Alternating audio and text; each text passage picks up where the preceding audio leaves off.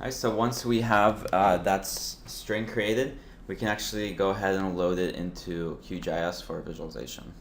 So here is the map file we were working with. This has all of the food or restaurant locations in Shenzhen, Hong Kong that we use to generate our match set.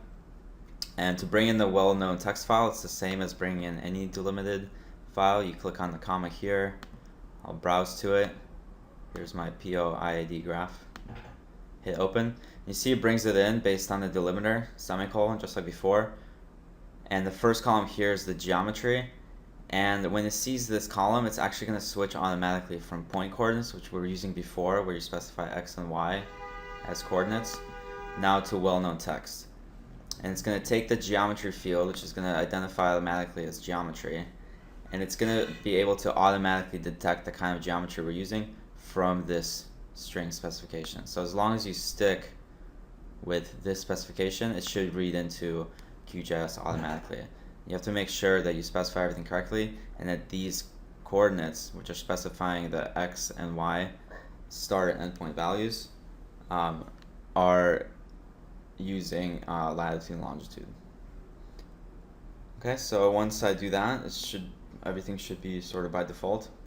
Click OK. I have to specify the coordinate reference system. Because we're using latitude and longitude here, I have to specify a geographic coordinate system, WGS84. Click OK. And here all my connections get brought in. So this will act just like a shapefile at this point. I can save as to a .shp file.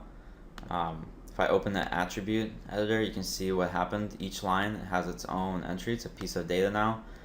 The line string specification was used to build the feature, and then every other column after it now becomes a part of the data. So we have all this data we can work with for each line, including this weight number.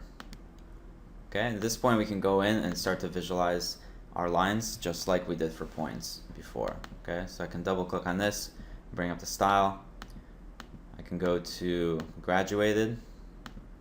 Now I have this weight column, which is a number. I can start to visualize my lines based on the weight of that connection. Okay, so maybe I'll pick this here, go from small weights, green, to big weights with red. I'm using quantiles here to get an even distribution of colors. See already starting to visualize that, but I can also do other things per symbol. So I can go in, maybe there's a lot of these green lines, I kind of want to make them less prominent. I can set transparency by layer. So maybe I'll turn the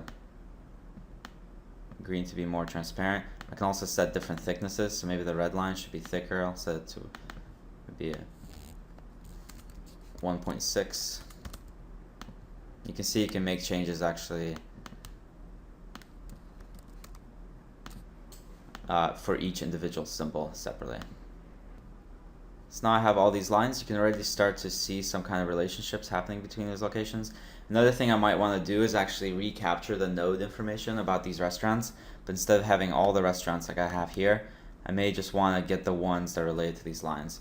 In QGIS, there's a really good tool for extracting point information from lines.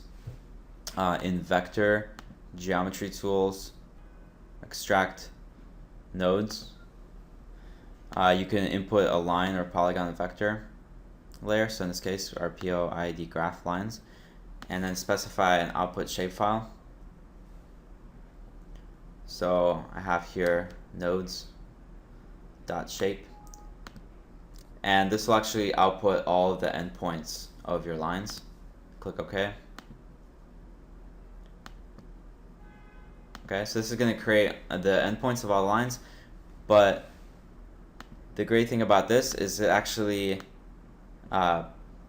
keeps all the data for each line as a part of the node. So now I have all these endpoints, which might help my visualization, but I can also start to visualize these endpoints based on the same data as I have in my lines. So I have my weight variable here. I'm going to do the same kind of visualization using this green to red gradient. And take off the strokes here. And now I can start to see not only the lines, but also the connecting points in my data. Okay, I can play with the size of these things the same way as I did for my lines. And I can also set the different blending modes, maybe to see how the different data is overlapping. All right, and from here you can go in and look at the data and start to pick out a place you're interested in. Because this is a shapefile, you can save as to a .shp and start to edit these lines, get rid of information that's not important, and try to dig into the part that's actually the most interesting.